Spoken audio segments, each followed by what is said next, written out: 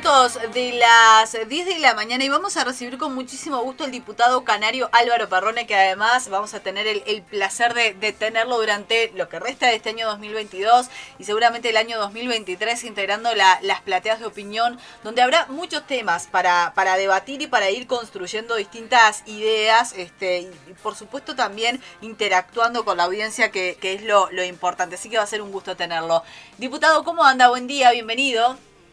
¿Qué tal? Buen día. Gracias por la comunicación. Un gusto recibirte, Álvaro, para hablar en este caso de un tema muy puntual, en el que vos venís trabajando como legislador, pero también el partido al que pertenecés. Tengo entendido que mandó a hacer un estudio muy específico, muy puntual, respecto de la situación de las pequeñas y medianas empresas en nuestro país, su carga tributaria, su condición también frente a las grandes empresas. Y este estudio arrojó resultados muy gráficos, muy específicos respecto de ciertas deficiencias que deberían de corregirse. ¿Esto es así? A ver, hay algo que nosotros venimos planteando últimamente, que es un reclamo que hemos tenido de los pequeños comercios, las pequeñas empresas, las empresas familiares, que tiene que ver que lo hemos traspasado también a quien corresponde, que tiene que ver con los consejos de salario. Los sindicatos en la tripartita terminan negociando con las grandes empresas, con las multinacionales, acuerdos que las multinacionales y las empresas grandes pueden llevar adelante y fijan determinados laudos y condiciones laborales que los pequeños comerciantes y empresarios no pueden llevar adelante y no pueden cumplir. Ajá. Con esto no estoy diciendo que lo que se termine laudando no sea lo que el trabajador merece. Entendemos que sí, y eso es bueno, nosotros lo aplaudimos, que los trabajadores tengan mejores condiciones laborales, mejor salario, mejor equipamiento, y bueno, todo lo que logren en esa negociación. Pero después esos laudos y esos convenios, cuando se bajan a tierra a las pequeñas y medianas empresas, no lo pueden cumplir, y eso hace que en muchos casos no se termine contratando gente. Si alguien abre un pequeño comercio, cualquiera sea, de cualquier rubro, muchas veces se priva de contratar a un empleado porque sabe que no puede cumplir o porque no sabe si el comercio va a funcionar, y sabe que si no cumple, después los reclamos laborales son importantes porque se rigen bajo esta pauta. Entonces nosotros lo que estamos reclamando son negociaciones colectivas diferenciales, que se negocie por un lado las grandes empresas o multinacionales o cualquiera sea, y por otro lado las pequeñas y medianas empresas tengan algún tipo de negociación un poco más flexible. Esto impacta directamente en la cantidad de puestos de trabajo, porque si fuese más flexible, los pequeños comerciantes se animarían a contratar a algún trabajador, o si alguien abre un comercio y va a hacer una prueba, se animan a contratar a alguien, y bueno, es alguien que pasa a estar activamente en el mercado laboral y no sin trabajo. Por eso nosotros vinimos insistiendo con esto, lo hemos hablado con gente del PIT-CNT, lo hemos hablado con el Ministerio de Trabajo, lo hemos hablado también, lo hemos planteado en las reuniones que tenemos en Torre Ejecutiva, donde vamos los partidos de gobierno, esa reunión que tenemos para hacer intercambio de temas. Hemos visto que es positivo, el mensaje lo han tomado bien, la gente del PIT-CNT, de los sindicatos, entienden nuestro cuestionamiento y nuestro pedido, porque ya digo, es algo que impacta directamente en el mercado laboral y que entendemos que hay que buscarle una vuelta. Ese es uno de los principales puntos. Uh-huh. Después, en materia tributaria, sí hemos tenido reclamos por los beneficios que se le dan a los grandes y que los chicos no llegan, como por ejemplo es el régimen de la COMAP, que nosotros siempre reclamamos. El régimen de la COMAP, para los que nos están escuchando, es el régimen de beneficio que se le da a las inversiones grandes, que se le dan desde distintos tipos de beneficios, no pago de renta, no pago de IVA, que muchas veces son montos muy importantes, y bueno, los chicos también pretenden que esos beneficios lleguen a la pequeña industria, y nosotros estamos de acuerdo con eso nosotros estamos pidiendo revisar ese régimen, lo hemos pedido muchas veces en la Cámara, en las exposiciones, al Ministerio de Economía. Se nos ha dicho desde el Ministerio de Economía, esto se nos dijo en la última rendición de cuentas, que se está planificando una reforma tributaria el próximo año, así que bueno, veremos cómo viene eso y nosotros poder aportar desde ese lugar. En este estudio y en estos datos que están manejando como partido y vos como legislador, se arrojó también un número importante en términos de cuántos fuentes de trabajo generan las pequeñas y medianas empresas que porcentualmente son mayores incluso que las grandes empresas, ¿no? Las pymes, Sí. si no recuerdo mal, tienen el 90% de las fuentes de trabajo en el Uruguay, es muchísimo. Todo el mundo laboral pasa por ahí. Las grandes inversiones, las grandes obras en fuentes de trabajo no son demasiado significativas, a no ser que sean transitorias, como en este caso estamos pasando ahora por la construcción de la vía del ferrocarril central, por decir una obra, pero una gran obra como puede ser UPM o lo que fue Montes del Plata, después que la obra se termina, las fuentes laborales son muy pocas, hablamos de máximo de 300. La mayor cantidad de fuentes de trabajo sí está en las pymes, por eso nosotros entendemos que hay que ir ahí a dar ayuda. Hay algunas reformas que tienen que ver con la forma de la tributación, en algunos casos que no se puede cambiar, no se puede pasar a pequeña empresa. Son temas muy específicos y muy técnicos que nosotros hemos planteado, pero bueno, cada punto, coma que se va a tocar en temas tributarios, siempre del otro lado se mide y se mira a ver en cuánto afecta la recaudación. Ahí nosotros decimos que, bueno, por un lado se va a ver afectada la recaudación directamente, pero indirectamente va a llegar por otro lado porque la economía se va a mover más y se van a generar más puestos de trabajo. Nosotros hemos reclamado, sí, revisar ese régimen de la COMAP, que muchas veces se utiliza mal porque se aprovechan. ¿Y qué quiero decir con esto? Hay veces que usted hace una inversión, primero hay que conocerlo el régimen de la COMAP, ¿no? Para obtener esos beneficios. La gente que está en el tema, que lo tiene aceitado, fácilmente lo hace. Ahí hay beneficios para lo que tiene que ver con los avances tecnológicos, como por ejemplo vehículos eléctricos.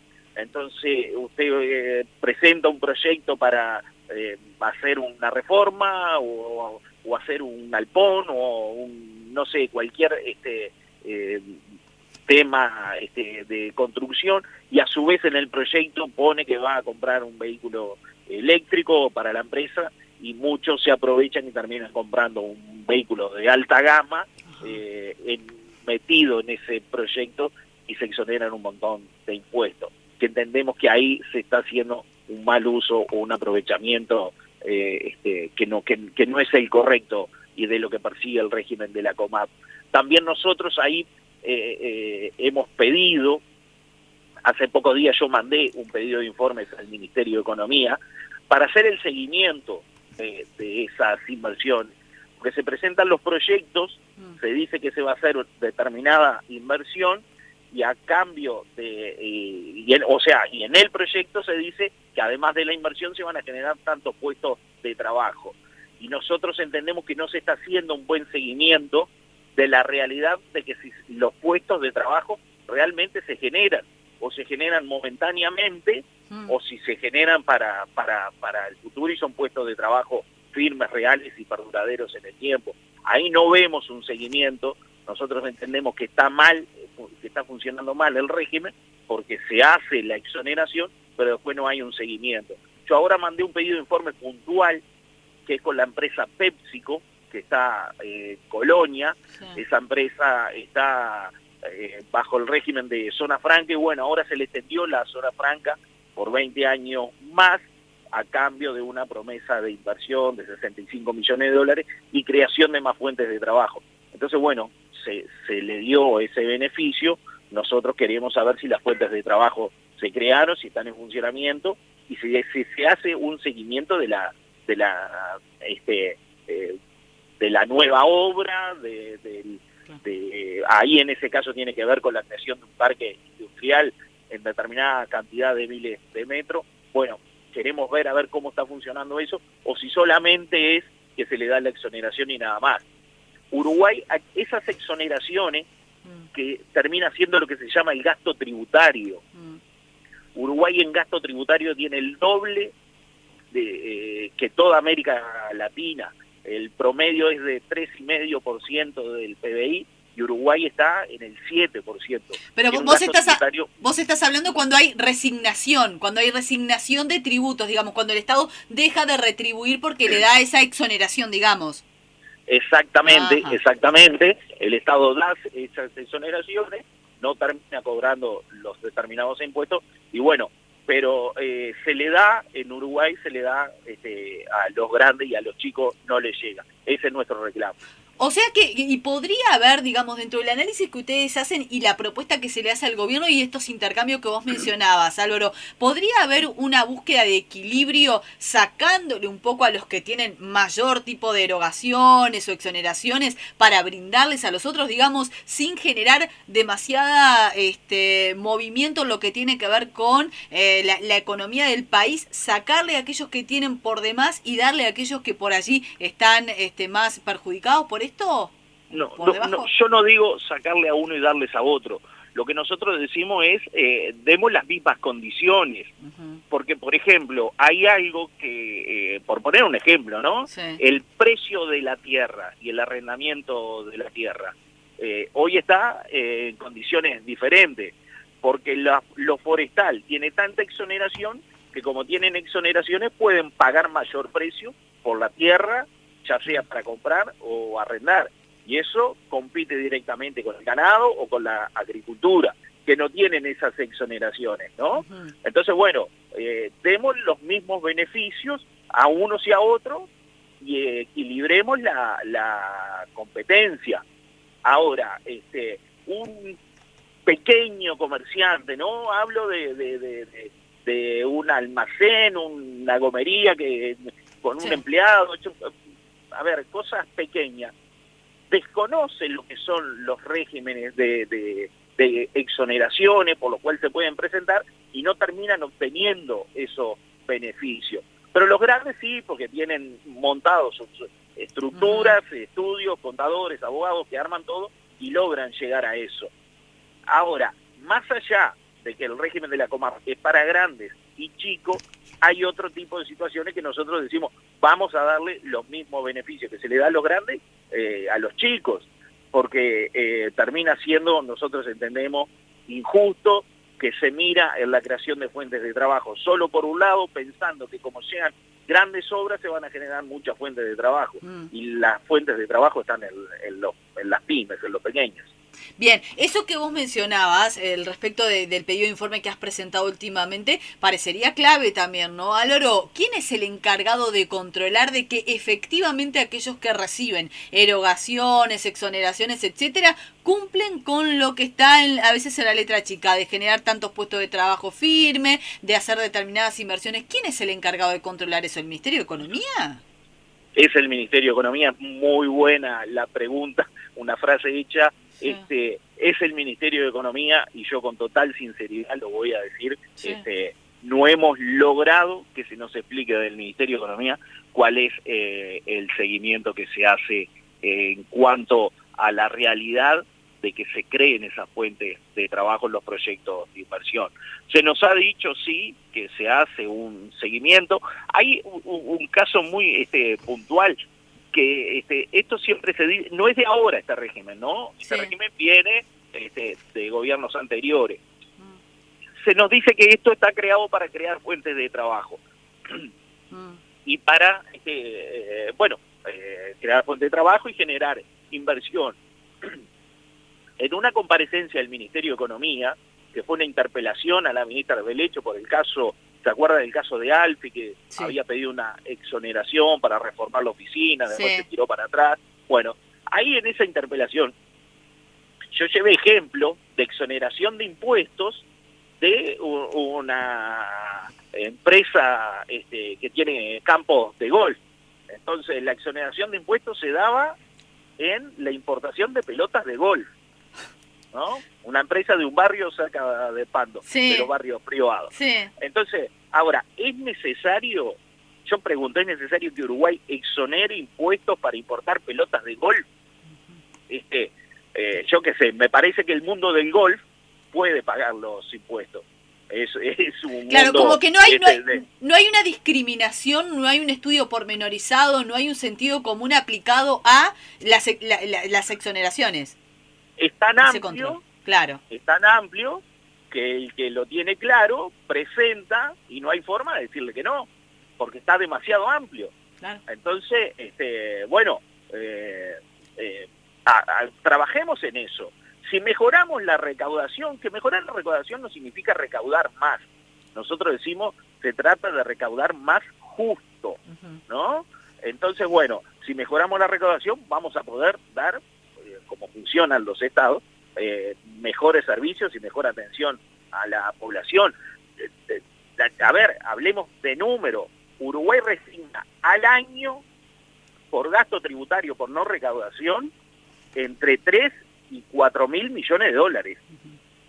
Es mucho dinero. Sí. Se están haciendo obras de vivienda social, que ahí hay exoneraciones de impuestos, los barrios más caros de Montevideo. Hablo de... Yo los otros días vi un cartel, no recuerdo bien si fue por Avenida de las Américas. Fíjense qué barrio ahí se hace vivienda social que no tiene nada que ver con Ministerio de Vivienda. Esas exoneraciones salen del Ministerio de Economía. Eso lo tenemos que revisar. Bueno, acá en Pando eso está pasando permanentemente. Hay además una empresa constructora en particular que está haciendo verdaderos mini barrio privado bajo el régimen de vivienda social. Construcciones realmente muy importantes en zonas... Ahí se cortó, lo vamos a llamar de vuelta también. Esto que acaba de mencionar Álvaro, el tema de revisar lo que tiene que ver con con los beneficios, con las resignaciones que hace el Estado uruguayo. Aquí en Pando, seguramente ustedes nos están escuchando de distintos puntos del departamento, se está visibilizando cada vez con mayor frecuencia verdaderas torres. No voy a llamar torres, ¿no? Porque estamos hablando de una altura de 3 pisos, una cosa así, pero en barrios... Hola. Ahí te tenemos de vuelta, Álvaro. Esto último que tú mencionabas, por ejemplo, y a escala obviamente mucho más chica, aquí en Pando está sucediendo bajo el régimen de vivienda social, verdaderos mini barrios privados. En realidad no hay que culpar a la empresa, ¿no? Porque es la ley como está, pero sí no se está utilizando en lo que debería apuntar a dar soluciones. Por otro lado, me dirán, bueno, genera mano de obra, está bien, genera mano de obra, bienvenida la mano de obra, pero hay que revisarlo. Hay barrios que nosotros aceptamos, pero hay otros que no, que está mal, que nosotros entendemos que está mal que se utilice ese régimen, porque se hace un aprovechamiento de exoneración de impuestos, donde se podrían pagar.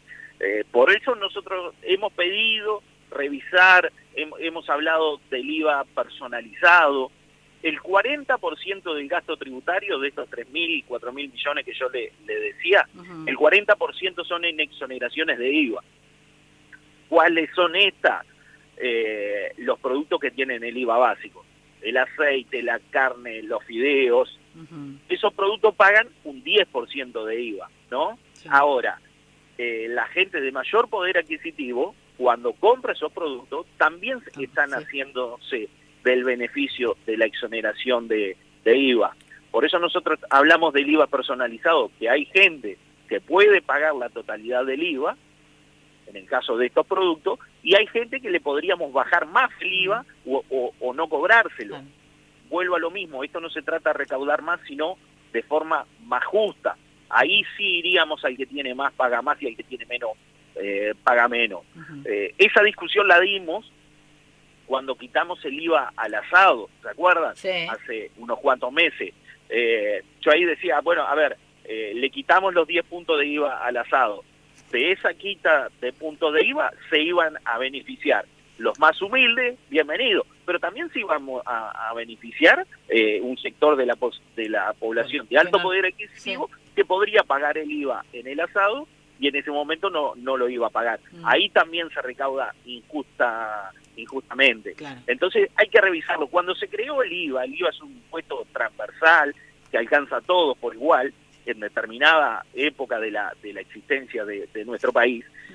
Claramente no había otra forma de hacerlo. Hoy, con todas las herramientas electrónicas que tenemos, con todos los sistemas informáticos que tenemos, Uruguay es un país que está muy avanzado en herramientas electrónicas financieras y en temas informáticos. Hoy se podría perfectamente implementar.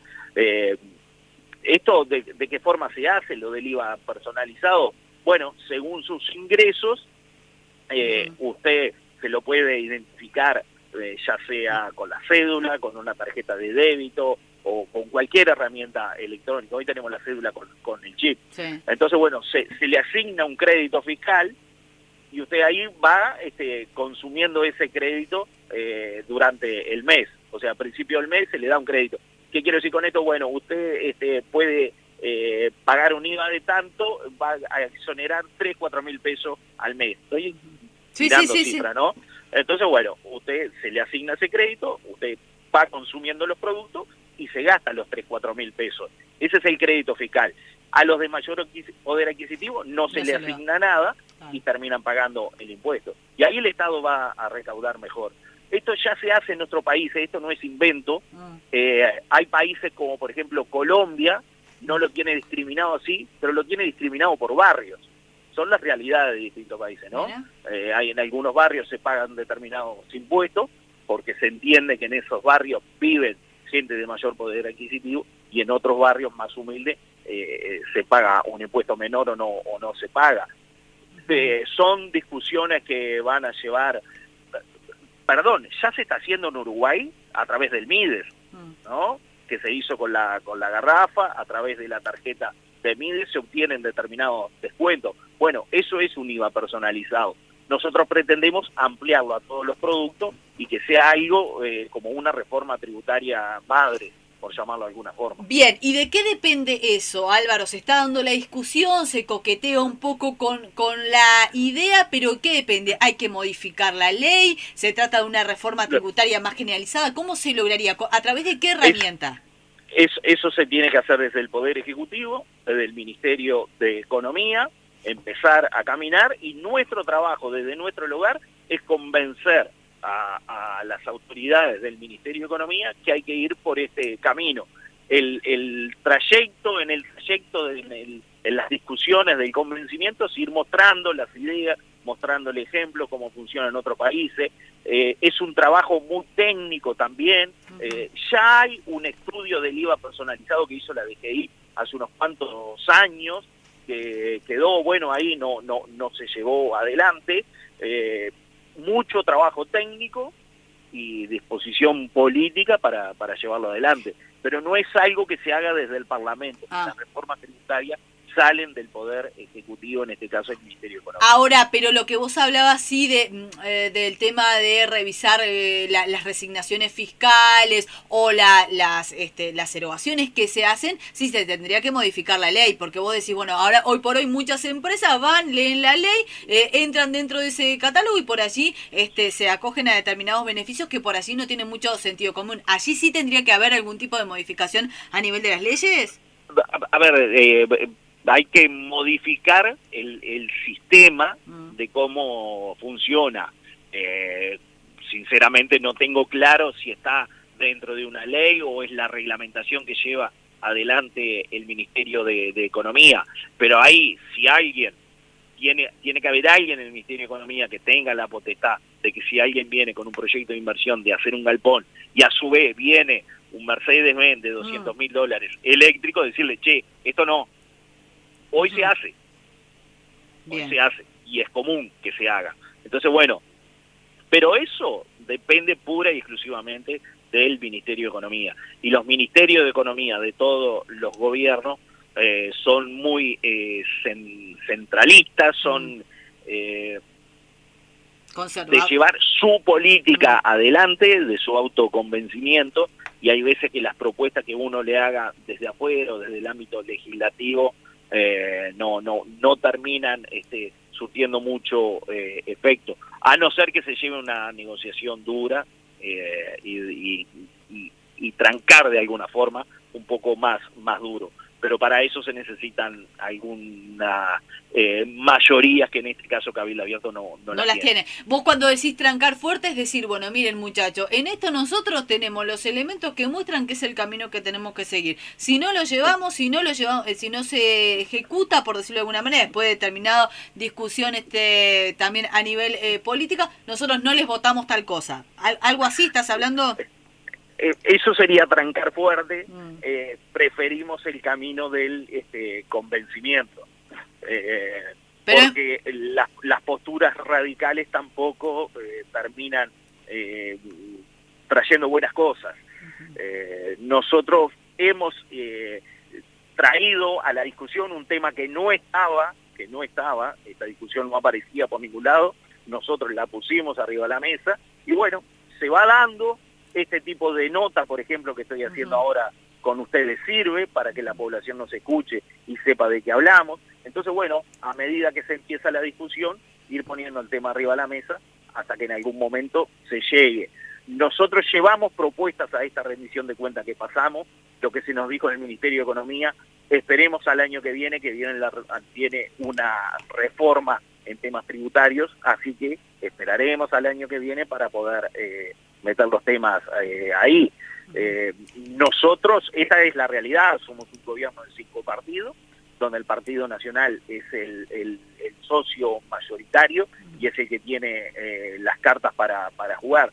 Nosotros, desde nuestra posición política, la representación que tenemos, vamos hasta donde podemos. Entonces, bueno, vamos a seguir insistiendo por el camino del convencimiento de que esto es una buena reforma, una buena idea, y que trae a la población pura y exclusivamente justicia, ni más ni menos.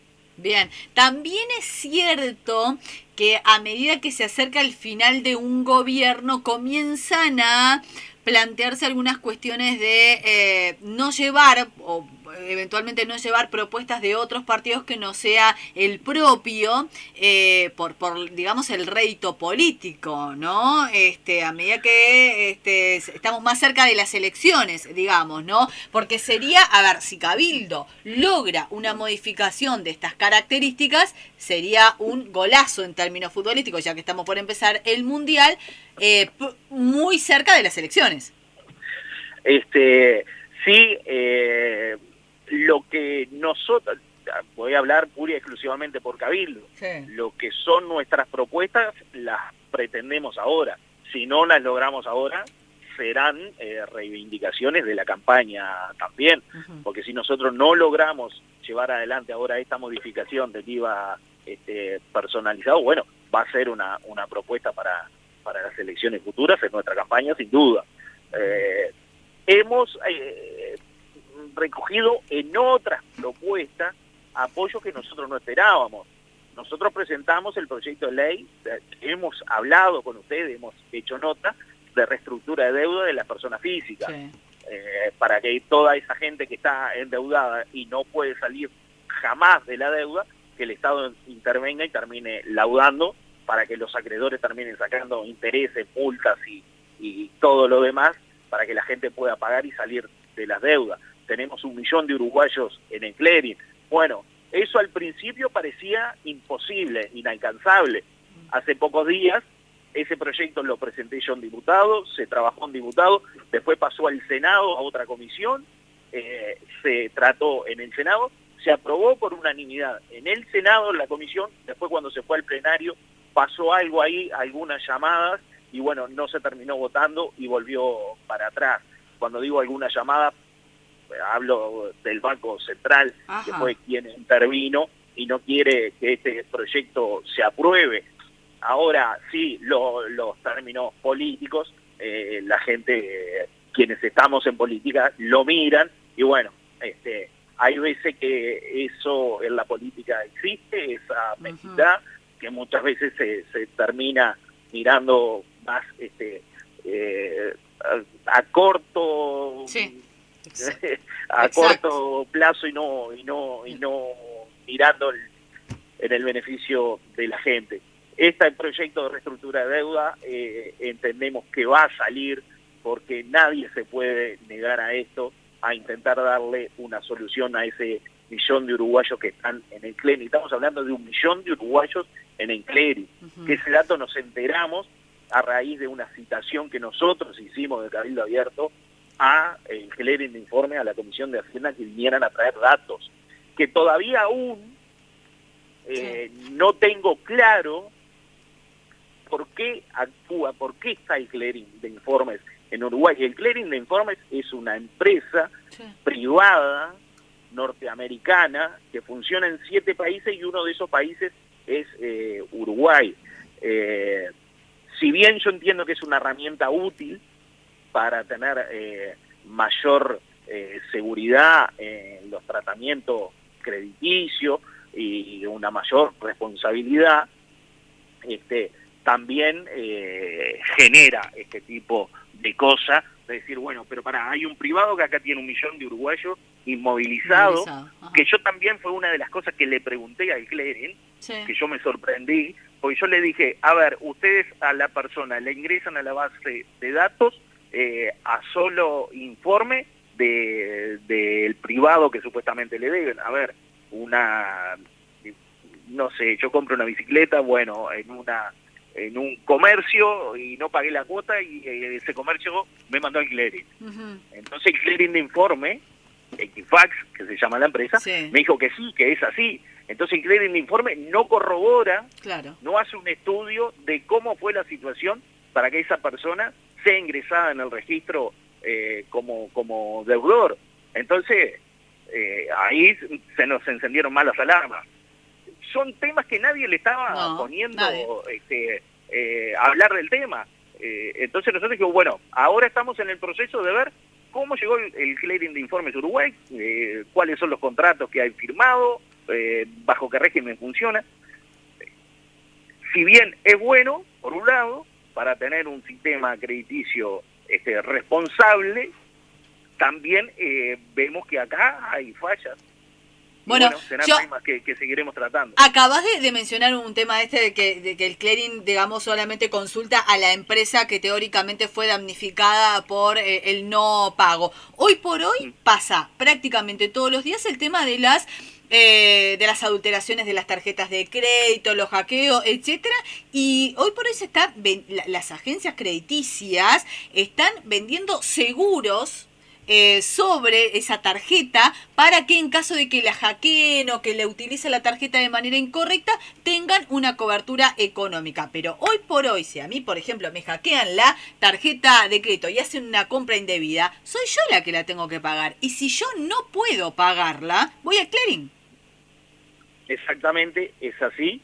Aunque yo no haya sido el deudor, no se hace cargo la empresa. No se hacen cargo, esa es la realidad. Cuando a ustedes le dan una tarjeta, hoy los bancos le entregan la tarjeta y a su vez le venden un seguro. Sí. Justamente por esto que se está dando, Cabildo Abierto presentó un proyecto de ley que es el proyecto de los ciberdelitos, que está en tratamiento. Hace poco vino una delegación de Estados Unidos, nosotros tuvimos una reunión en la embajada, en la casa del embajador de Estados Unidos, después hubo un seminario donde se habló del tema, el diputado que presentó ese proyecto de Cabildo Abierto, Sebastián Calde de Maldonado. Hay que tipificar penalmente este tipo de delitos y también ver cuál es la seguridad que tiene Uruguay, porque son nuevos tipos de ataques que se dan a nivel mundial que hay que estar preparados.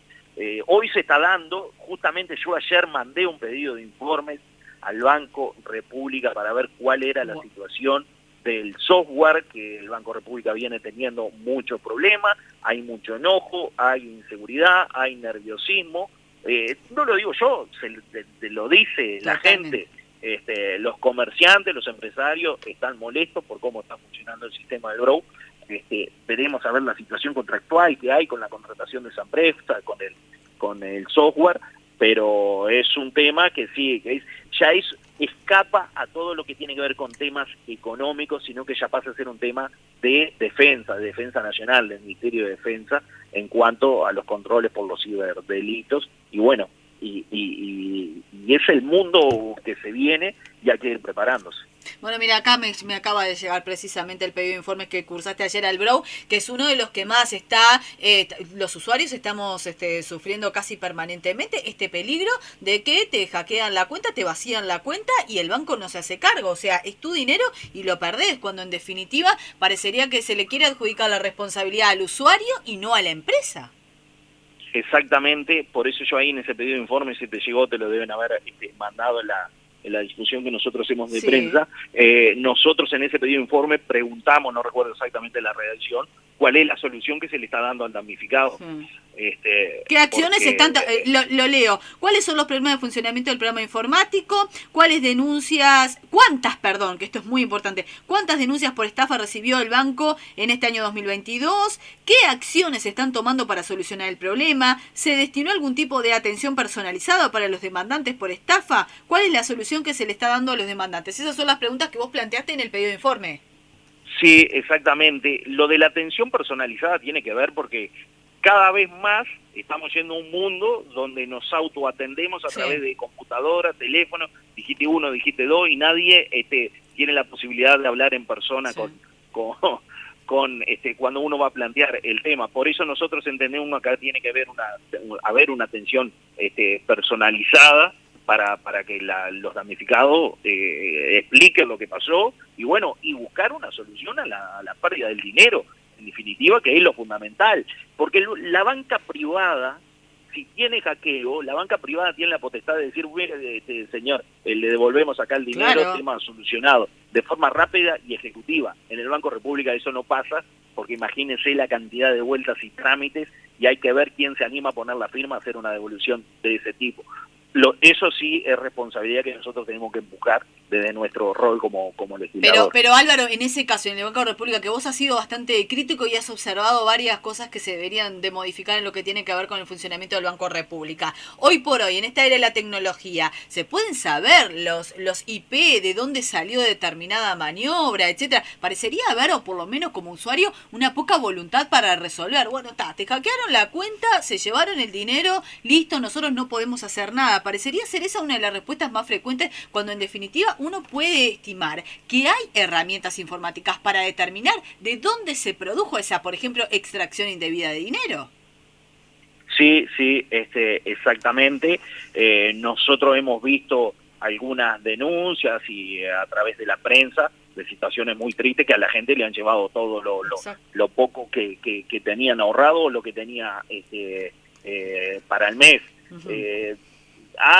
Se están haciendo campañas informativas en cuanto al uso y registro de las contraseñas, a no dar los datos, a tener bien claro a quién se le da el dato, que el banco no pide contraseña, que nadie pide datos a través de los mails. Pero bueno, hay veces que a mí me pasó, hace un tiempo fui no con el banco, pero me pasó algo que me llevaron $150, fui a hacer la visa americana, me inscribí en la embajada americana y entré en una página que no era la real, era una página trucha, pagué con la tarjeta $150.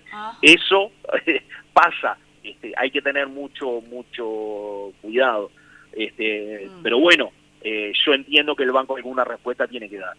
Ni que hablar. Álvaro, me quedaría conversando, porque la verdad que son temas que, como vos decís, en eso comparto que nadie se mete en esos temas. Esto de preguntar por qué y para qué y el contrato del clearing, la verdad que no recuerdo que haya otro legislador o haya otro partido que lo haya planteado, y hace falta ahondar en esos detalles para ver por qué 1 millón de uruguayos están totalmente paralizados en lo que tiene que ver con su actividad, ¿no? Crediticia.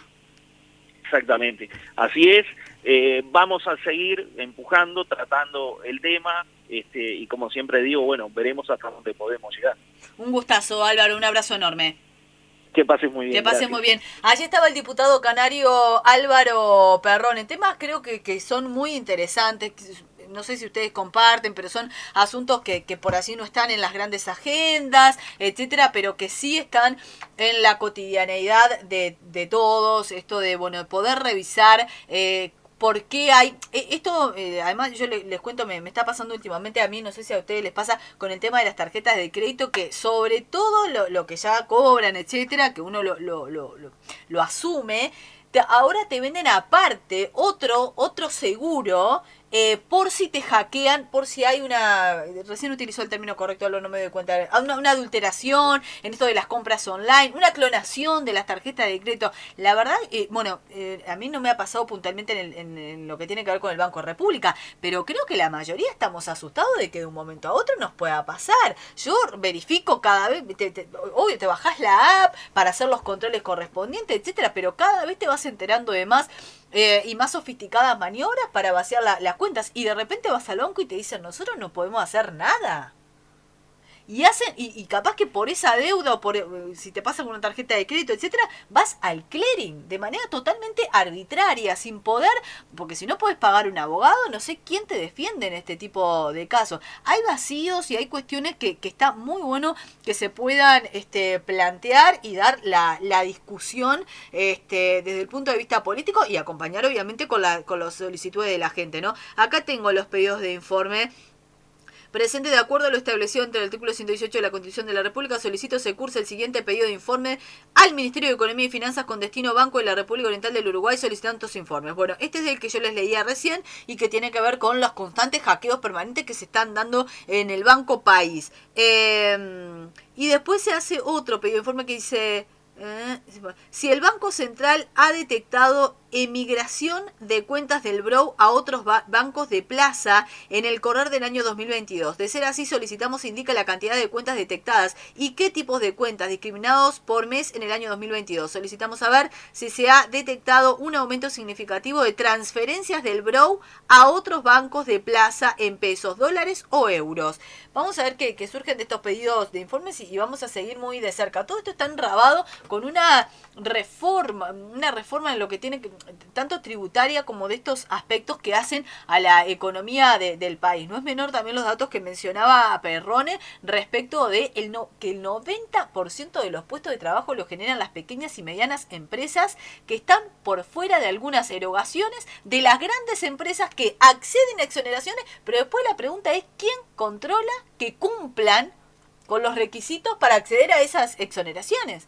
Lo decía recién Perrone. Lo tienen que hacer el Ministerio de Economía. El Ministerio de Economía da un informe pormenorizado de, bueno, tal empresa tiene tantos millones de dólares exonerados porque efectivamente hizo tal cosa, efectivamente generó tantos puestos de trabajo, o queda simplemente en los papeles y los perjudicados siempre terminan siendo los pequeños y medianas empresas.